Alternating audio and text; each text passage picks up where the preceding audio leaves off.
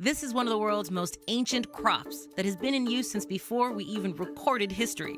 This plant seed may harmlessly adorn your morning bagel, its flowers may bring a pop of color to your garden, but its milk is at the heart of one of today's major health crises. This is the opium poppy.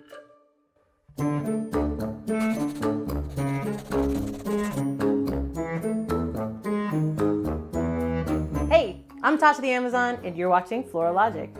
The opium poppy is a self-pollinating annual that grows to be up to 1.5 meters tall.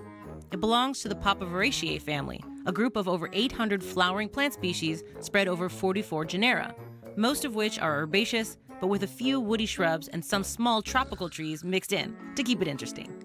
Most species of this family are popular garden flowers with beautiful blooms, ranging from white to pink and red to orange or purple and yellow. People have been purposely planting poppies for a very, very long time.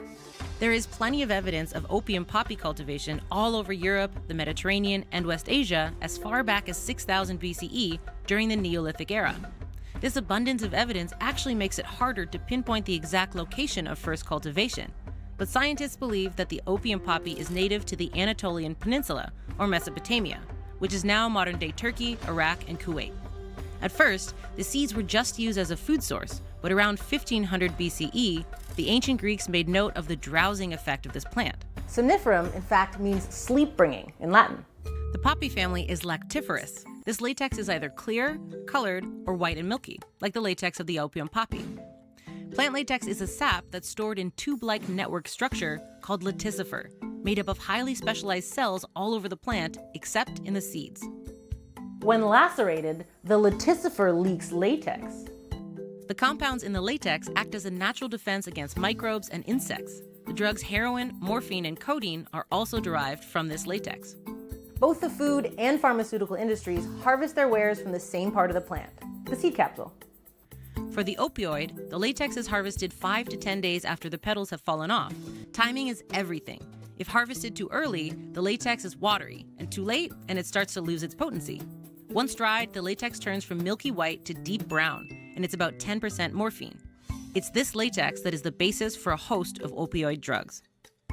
If left to fully mature, the plant forms poppy seeds inside the capsules, which can be harvested for yummy, yummy snacks.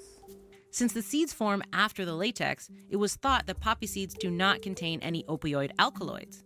That was until the late 70s when it was discovered you could fail a drug urine test after consuming poppy seed bread. It turns out that while poppy seeds themselves don't contain opiates, they become contaminated with morphine from the capsules during harvest. Most opioids are removed during processing, but some always remain.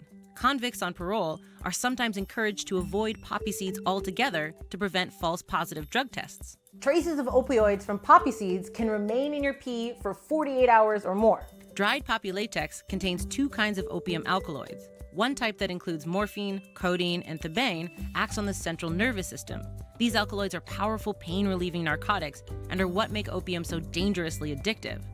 The other kind, which includes papaverine and noscapine, are antispasmodic, working to relax smooth muscles, which are the ones that can't be controlled by conscious thought, like those in the digestive system. Poppy products like morphine and codeine are essential in hospitals for pain relief.